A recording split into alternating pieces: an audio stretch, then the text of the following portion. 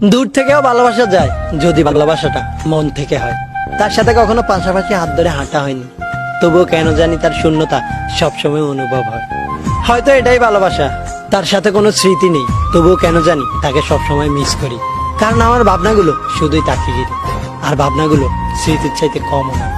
তাকে নিয়ে স্বপ্ন দেখতে ভালো লাগে, তাকে নিয়ে কল্পনা রাজ্যে হারিয়ে যাই।